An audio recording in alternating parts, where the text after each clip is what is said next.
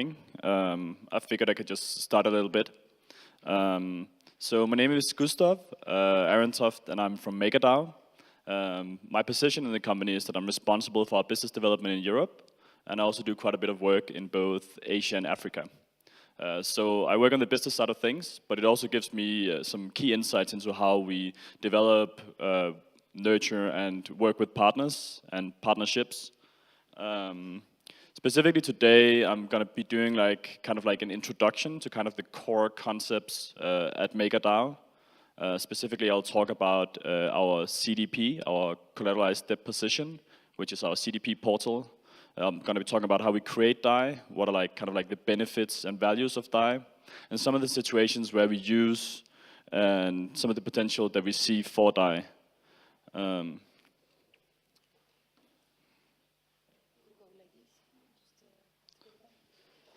Okay. Great. Okay, so yeah, so basically, MakerDAO, we create decentralized finance on the blockchain. And first off, I'm just going to quickly talk a little bit about me. My background is I've come from a business and tech background, but I think probably one of my most important insights is that I used to live in Argentina, right up until I joined Maker. Actually, I lived there for 1.5 years. And during the last 6-7 months of my stay in Argentina, I experienced an inflation of over 50% on the Argentine peso. So I kind of have personal experience and some insights into how it is to be living in a country with very high inflation. And my salary was in pesos, so that wasn't too fun. There's a lot of things that was fun in Argentina, but inflation was not one of them. But I am Danish, and so upon joining Maker, I moved back to Copenhagen, and right now I'm sitting in our headquarters, which is also located in Copenhagen. In Argentina, I worked for a software company. Specifically, I was a consultant within financial technology, and I worked mostly with fintech and blockchain projects. Yeah, anyways, that's a little bit about me. So Maker. So basically what we're trying to achieve at Maker is we're trying to use the blockchain for financial technology. We have kind of we're trying to, or we're doing in some ways, but specifically we're trying to use blockchain for what it was meant for. Create equality and equal access to financial tools and possibilities for people all over the world. Anyways, diving a little bit into Maker as a project, we have two sides of it. First off, I'm going to be talking a little bit about our stablecoin. We have a stablecoin called DAI. DAI has a soft peg to the US dollar, and it's a decentralized stablecoin. We just had a presentation about stablecoins, so I'm not going to go too much into why we need stablecoins. I think most people in this room probably knows why. But basically, one thing that we see a lot, there's of course us private people who's looking to hedge ourselves against the volatility in the crypto market. But I think one of the bigger implications of having a stablecoin is that you can actually use it for business purposes. We see a lot of businesses who's dealing with marginal profits, and in general, if you have margins, then you cannot deal with any kind of volatility. You need to have something that's stable and a value that you can relate to, and that you kind of can predict. So I think in terms of businesses, that's probably where we see the biggest need for stablecoins at the moment. Of course, apart from private individuals looking to hedge their risky positions. So what kind of makes DAI special and kind of makes us stand out in regards to the other stablecoins is that we are a completely decentralized stablecoin. We don't have a centralized point of failure, and we don't have an IOU model where people send us dollars and then we issue dollars on the blockchain as a response. We are completely asset-backed, and the way that we back this is by having positions on the blockchain created by individuals or companies, where we allow people to lock up their assets and then take out a line of credit, and this line of credit is then value created in DAI, and everything is done directly on-chain. So the properties of DAI as a durable stablecoin. At the moment, we are only backed by Ethereum. We currently hold 2% of the total Ethereum supply in our smart contracts. But this has only created a market cap for us with around $90 million. So this, of course, not only exposes us a lot to the price volatility of Ethereum, because even though we held the current stress test of Ethereum dropping over 90% since launch, I think we still would be more comfortable if we weren't only backed by Ethereum. So what we're doing later this year, we are launching multi-collateral DAI. And basically, multi-collateral DAI means that any kind of ERC20 token which passes our governance process will be able to be used as collateral. And this, of course, opens up for a variety of different use cases. I'll get into some of them a little bit later, but let's stick to the basics for now. So this is basically how a CDP looks. So it's decentralized collateralized loans. So on the left side, you can kind of see here that there's a collateral that's getting locked up in a smart contract. And then on the right side, that's basically the line of credit or the value that we are creating directly on chain, and this is DAI. So every single position is over-collateralized. Currently on Ethereum, we demand that you can only take out 66% of the Ethereum value in DAI. And if you drop below that threshold, we will liquidate the position or do a margin call. So currently the system has an over-collateralization around 320%. But then again, with Ethereum, this of course hinders our scalability a little bit. But we currently have, I think it's around 320%, yeah, over-collateralization. But anyway, so this is a permissionless lending protocol. So the only thing that we look at when you supply assets or collateral to the system, we only look at that asset's value and kind of like the parameters that's set for the specific asset type. So when we dive into multi-collateral DAI, every single asset and every single collateral type will have different properties based on the underlying risks of that asset. So, of course, if you look at some more stable assets, you would be able to have a higher collateralization ratio. You'll be able to take up more credit against that asset in comparison to, for example, Ethereum. And you'll also see the stability fee, which is the fee that you pay to the MKR token holders for taking out this line of credit. You'll also see that vary from asset to asset. So, one of the reasons why that we are decentralized, again, we are aiming and striving to be a DAO, that's the fact that our system is governed by another token. And that's a token you can kind of like see on the bottom of the CDP. It's called the MKR, or the Maker token. And this token, it basically not only reaps the benefits of the system by accumulating those stability fees and then using those for buybacks, or as we probably call it in crypto's world, by burning tokens and thereby increasing the value of MKR. But they're also the ones who's underwriting the entire system. So in case that, we set some parameters for collateral that aren't optimal and doesn't work out, so we end up having positions that are under-collateralized, the MKR token holders are also the ones who needs to repay this under-collateralization and thereby, ensure the stability in the peg of DAI. And this is specifically done by printing new tokens, selling those tokens in the market to make up for the difference in the under-collateralization. So the way that it would look like, if you look on the left here, the collateral will drop below the amount of DAI that has been taken out against it. And then we simply need to go in and repay the difference to make sure that DAI will maintain a stability.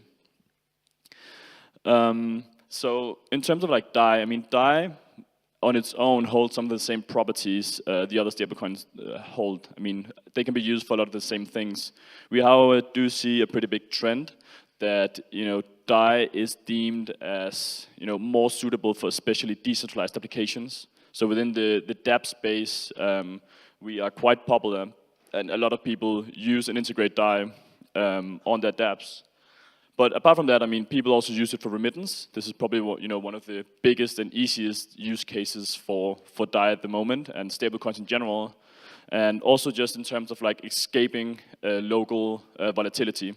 So for example, actually one of the places where we have a pretty big traction in regards to this is in Argentina. So it's a market I know pretty well, and the circumstances there at the moment is simply that when you get paid, you're looking to change your money to something else on the day you get paid. Because if you wait, you can end up getting hit by for example, as I experienced quite a few times, 10% inflation in one day. And if 10% inflation happens in one day, I mean, that just, cuts 10% of your paycheck, and, no one is really interested in that. So if you can, provide people with like an easy access to instantly convert their fiat when they get paid into DAI, for example, and then they can just, change back whenever they need the money, because, I mean, unfortunately at the moment you can't really pay with crypto a lot of places, right?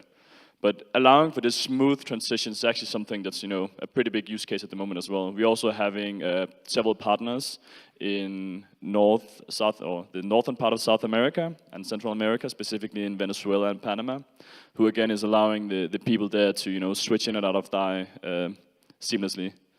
From my perspective, like where I work, I'm based in Europe now, so I also tend to stay within my own time zone. But we do have a very big continent right below Europe, where we have a lot of use cases as well. So in the African region, we're actually getting more and more traction. And one of the things that I've been working on quite a lot is by improving the infrastructure of going in and out of DAI in the African region. Because if you can allow people to go from fiat to crypto, and then again from crypto to fiat, then you can actually, push these benefits onto the people, right? Because at this moment, as good it is that you can use all the benefits of the blockchain, you also need to, at the end of the day, get the money back to fiat, so you can actually like spend the money. So all the benefits you then can have, the economic benefits of going to the blockchain in the first place, will be directly translated back when you switch into fiat again. So this is one part of it, right? Because we really do have like a two-sided project. So we have the DAI demand, which is very important, because when people create these big CDPs and they lock up their assets, take out a line of credit, they also need to be able to, again, go back to fiat. So we need to have a DAI demand. So when people create CDPs and they want to sell off their DAI, we need to make sure that we have, a DAI demand for that. So the other side of it is the collateralized depositions. So locking up assets on-chain and allowing for finance against them. So within these things, we have some quite interesting use cases. For example, right now we are having a partner called TradeShift. They're one of the biggest supply chain platforms in the world with 1.5 million companies. And basically with them, we are exploring, and we have collaborations with them about being able to tokenize and collateralize unpaid invoices. So basically being able to open up for a decentralized version of trade finance. And of course, in like the Western world and the developed countries, trade finance is something that's available.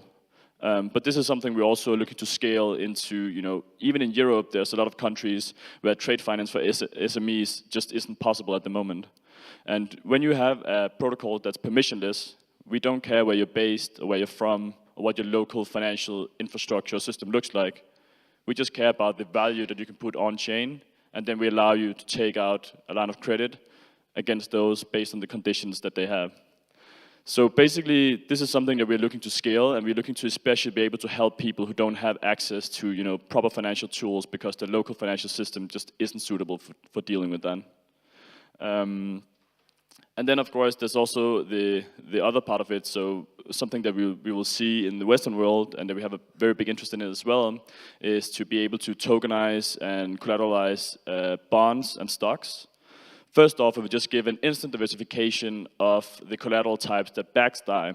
But another thing is also you can actually create like some very, very smooth leveraging tools for the user, where the users can spread their risk based on, leveraging the assets they have.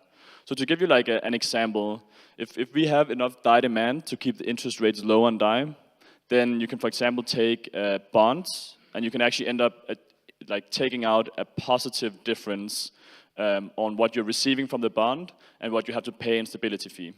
So a good example, for example, the South African national bond, government bond, pays 7% a year.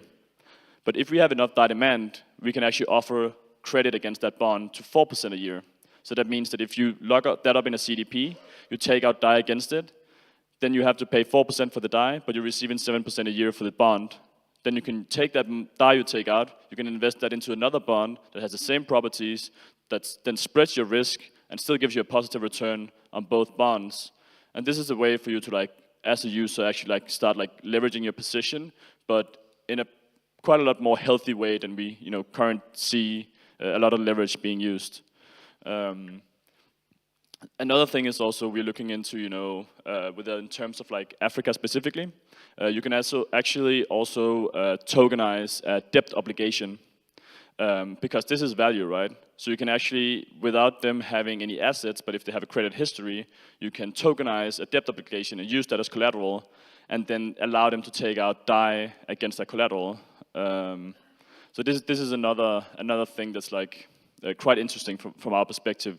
Again, providing financial services to people who previously just didn't have the possibility to get them, right?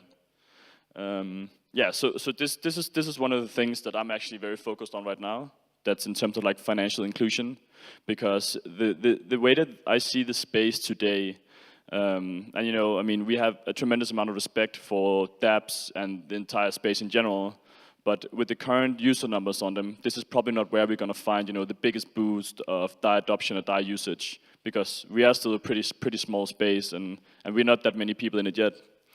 So actually, like, using DAI for financial inclusion is something that, of course, is an investment from our side, but it's probably also one of the places where we can get the biggest payoff in terms of having DAI adoption and DAI usage, because we can actually go in and compete with some of the local financial systems and conditions.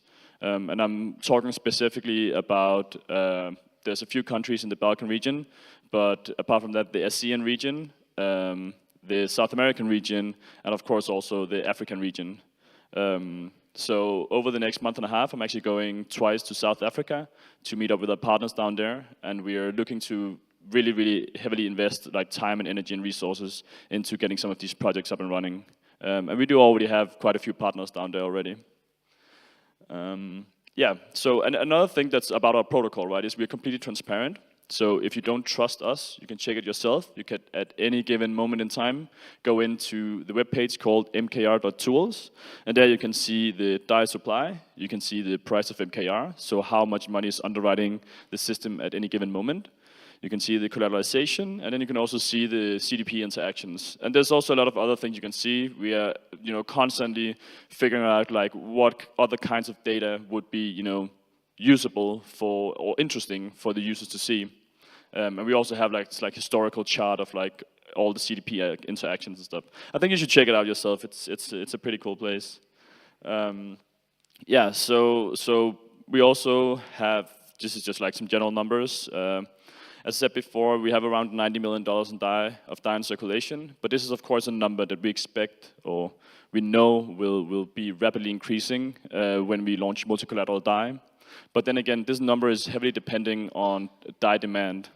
So we are pretty sure that we can supply as much DAI as needed, but we need to make sure it's needed, right? So that's the current goal, and the current things that I'm working with, is to make sure that when we can get these very big collateral types, such as bonds, stocks, or real estate, for example, into the pool, we need to make sure that people on the other end will be accepting the DAI.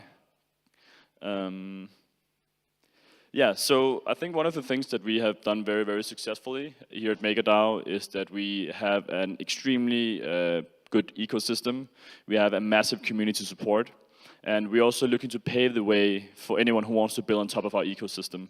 So if any of you are in projects or dealing with projects or know of projects that could use DAI or CDPs in any way or fashion, I mean, feel free to reach out. We want to supply as much support as we can, both in terms of like integrational support, but also marketing and awareness. And I'm working closely with a lot of partners that we have. We also have some of them in this room at this moment, actually. So thank you guys for coming up. Yeah, and basically this is one of the key things, right? Because if our system needs to be scalable, we need to have as many people adopt the technology as possible. So that also means that we are in the future, we also already started on it. We're doing what's called like legal ice breaking, where we basically will go out into specific jurisdictions and kind of like show how you need to deal with legislation. And this is being done because we do know that this is a space that's heavily regulated and will continue to be so in the future. And we do know that, if you're one or two people or a small team and you're looking to build an application or front end that interacts with our smart contracts, it can be very, very difficult for you to, start going in and interacting with the local FSA or try to deal with legislation in your jurisdiction. So this is something we want to do for you, so that then we spend the communities, we get funded by the community, right?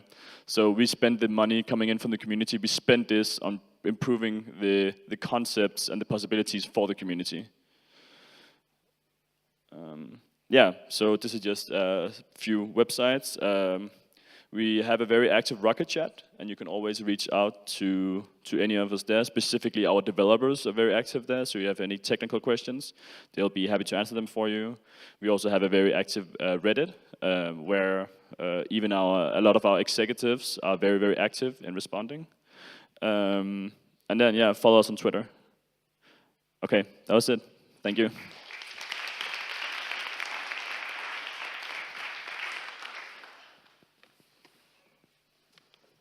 Any questions? I have some here.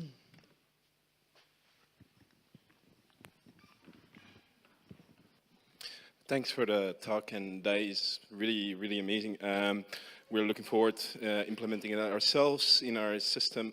But when you talk about getting those collateralized debt positions in there and talking about the over-collateralization ratio, you're probably going to need some oracles feeding in price.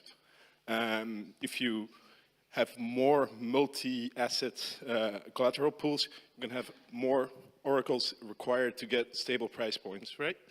I know it's a bit technical, but how do you protect those oracles to influence the system?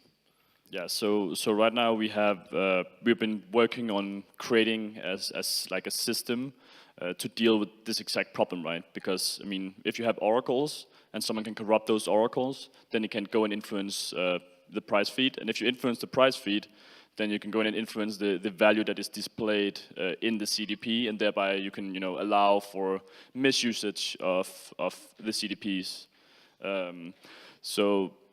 Basically, the way that we do it now is we have like a system where we have like a number of oracles, and then we have like an algorithm that's based on game theory. So basically the way that it does, because this is a pretty special case, right? Because you need to go in and evaluate if something that should always be truthful, whether that is actually truthful or not. And something that you should be able to count on, whether that actually is to be counted on. So the way that it works now is that we have this system where it can actually like filter, like if there's like a price change that like is obscure in it. So for example, right now, if there's like 9 oracles, even if 4 of them gets corrupted, we will still have the correct price because the algorithm will be able to detect that this is fraudulent. Another thing is also, so in terms of like liquidations, we have found out that it's actually better for us to have an hour delay on the oracle price feeds that goes to the CDPs, rather than having the potential for someone to be able to corrupt them. And we also deal with, for example, there's some of the collateral types that we're looking to implement into the system where it simply like will be very, very difficult to have a price feed on that. So that's, for example, a debt obligation, or having something as, if you tokenize your own house and take out a loan against your own house. This is very difficult to have a price feed on. So we have risk models that are being developed that can kind of like put this into the equation and then calculate the risk based on that. So it is definitely something that we're working with a lot. And if you have any like in-depth questions because you're looking to get some answers for your own project, our Oracle is also open source, but I would be happy to connect you with someone from the team. Thanks. Thank you for the amazing talk. I have 2 questions. First is, what kind of asset do you use on the blockchain to do the counterpart with the DAI? And 2, how you tackle the AML regulation when you give away token? Do you actually get into this KYC part, or is it totally anonymous? Yeah, so so right now, the way that, okay, so just take the first question. The counterpart to DAI, you talk about like the collateral that's in the CDP? Yeah, so the collateral in the CDP at the moment is Ethereum. So we have some pretty funny like graphs actually of like how the CDP evolution has been over time, because there's of course has been quite a few liquidations due to Ethereum dropping a lot. So right now it's only Ethereum, but that's also why that when we launch multi-collateral DAI, the first asset type that we will be focused on will be bonds and stocks, because they just give us like an instant diversification of the collateral backing DAI. Because as durable and as we have been so far, even with such a massive price drop, we just it just makes no sense to only be backed by one asset, even if you believe in that asset type. And then the second question in regards to regulation, right? Yeah. So the way that the protocol works now and the way that it will work in the future, as well, is that the protocol itself isn't possible to be regulated, right? Because right now it actually isn't possible to like regulate just code, and it's just gonna be like open source code. It's just like running by itself. But every single front end that then interacts with the smart contracts, and we allow people to build front ends. We actually help people to build front ends that can open up CDPs. So for example, right now I'm helping a project in Nigeria to where they're building a front end to the CDP portal, so they can allow to do financing and micro lending to people in Nigeria by them locking up Ethereum in this CDP, right? So then that specific front end needs to comply with local regulation, and that's also why we want to do this like legal ice breaking, right? So we will go into like jurisdictions. So for example, right now the main one we are focusing on is Europe and America. So what we're going to do is we're going to make an entity, like a walled garden, we'll call it. And this entity will then go in and show exactly how it's dealing with regulation, and and then afterwards we're going to be providing a guide, be like, we can show you this is profitable, this is how we did it, this is how to deal with regulation, this is the feedback we have from the regulators, this is the legal opinions that we have got drafted, and then everyone will actually be able to take that, and if they just stay within that guide and like within that toolbox that we provide them, then anyone can actually open up a front end and interact with our CDPs and smart contracts. Okay, thank you.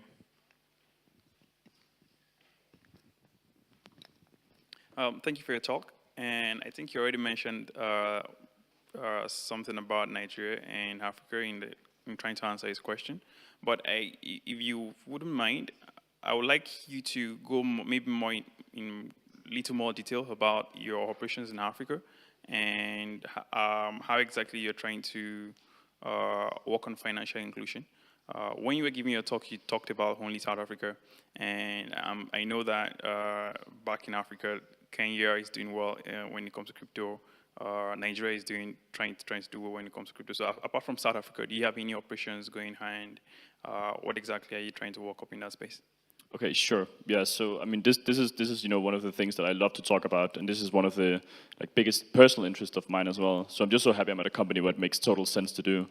But for example, so in the following week, we are getting integrated on via a company called CoinDirect. So specifically, they are providing us with on and off ramp solutions in Ghana, Kenya, and Nigeria, South Africa, via mobile money, mobile transfers, and as well as being able to do on and off ramps via bank transfers in the rest of the region. But of course, mobile money transfers is the optimal solution. And they're going to be scaling up the on and off ramps throughout the year. And the goal is that they will hit around 20 within 2 years. So that basically means that now we have the possibility to go in and out of fiat and crypto, right? So now we can actually go to some of the projects and deal with specific types of financial inclusion. So for example, right now we're working with a few companies in the region. For example, JamiPay, they are going into Ethiopian. And then they are having like agents who will allow people to pay their bills via DAI. And then when their bills get paid, they actually get a credit history. And that credit history will, in the beginning, be used to give them finance via banks. But later on, we can use that and make it to create a debt obligation. And thereby, we can actually create financing for people via them having a payment history on DAI. Then we can create a debt obligation and use that as collateral, and then give them a loan in DAI. And this is going to be used to finance, for example, like if they need to own real estate, which is a very good way to escape poverty, is owning something. But also just if they need to start a business or something like that. And another pretty interesting thing. I think that recently, over the recent years, we had some technological breakthroughs that allows for some of these things to be implemented more easily, and especially in regards to crypto, I think it's very exciting. So, for example, one thing that we're exploring right now is to take ATMs and set them up as like mini banks in local communities. So we are talking with one of the biggest remittance companies in the region. And basically they already have a lot of these like small kiosks where you can go in and receive or send cash. But then what we're going to do is we're going to take like an ATM, we can get them down all the costs, cheapest ones are around $2,000. Then you can make this not only a place where you can send or receive money, but you can also make it a place where you can do on and off ramps. Then you can buy these smartphones from a company called Onyx that cost $30 each. And you can pre-install a wallet with DAI on them, a DAI application that then can be used to receive, send, and pay with DAI. So that means that then we can implement, a small payment system in like a community, like onboard a whole community relatively cheap. So this is, for example, also something that we're exploring specifically in countries with very high inflation. This could be, for example, Zimbabwe. Because right now, actually, most banks, they freeze dollar accounts down there. And the only way to get dollars to the country is by flying planes of cash in. This is something we know from our partners because that's what they do, which is, completely ridiculous. I mean, imagine flying planes of cash in like several times a week. So that means, if we can just go in and take like 30% of that cash, that would save them like a lot of like transport cost. So it just like makes sense and be a really good business model. So this is just like a few things, and I mean, if you have any particular you want to talk about in regards to financial inclusion, I'll be happy to take a chat.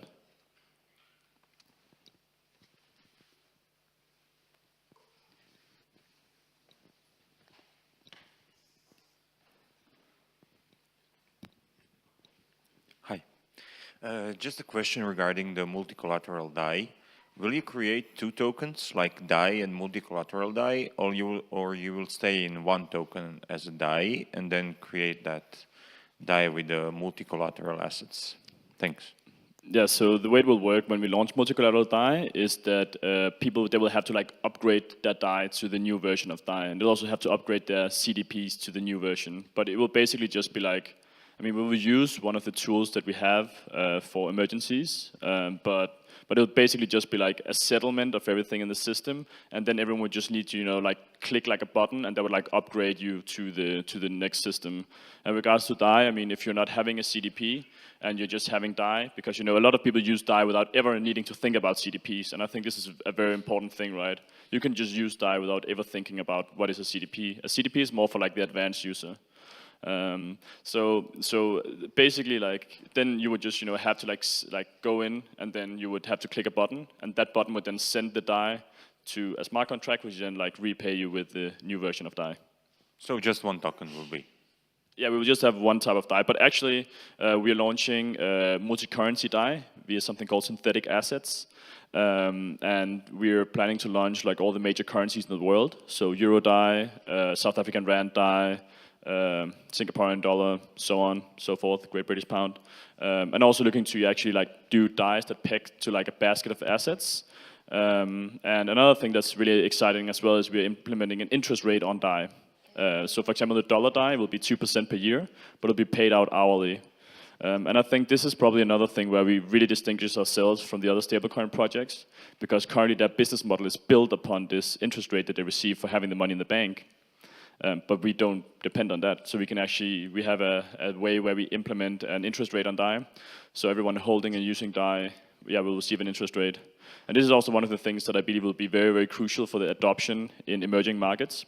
Because if you can, have a wallet on your phone where, every hour you get a little bit more, it might not be a whole lot, but it's still a little bit more compared to the cash that you have lying on the table will just remain the same. So I think this is kind of like, a psychological trick for people to, actually like really, really want to hold DAI rather than holding cash. And of course, it's not only a trick, probably a bad word to use, because it's actually like a very beneficial thing, and something that we are very, very excited about. Yes, over here. I have a question regarding also the multi-collateral DAI. Do you think DAI will also be used as a collateral for DAI? And if so, does that mean DAI it becomes a fractional reserve bank? Yeah, so I mean, in terms of DAI being used as collateral for DAI, I don't think the dollar DAI will be used as collateral for the dollar DAI, but I mean, it would only make sense to use, for example, the euro DAI as collateral for the dollar DAI, because this will, allow you for extremely efficient arbitrage and market making, and that will basically, allow you to, whether you hold euros or dollars, you will be able to supply any currency in the world in an instant, and another thing is actually we're also working and talking with most of the other big stablecoin projects about implementing their stablecoins as collateral for DAI, because then this again will just make a lot of sense for us, because then again it just opens up for like very efficient arbitrage and market making and like really unlocks liquidity, which is again actually one of the big problems we have in the crypto space in general. So but in terms of like us being like doing fractional reserve banking, no, we will always be over collateralized, at least the way the things look now. All right, thank you.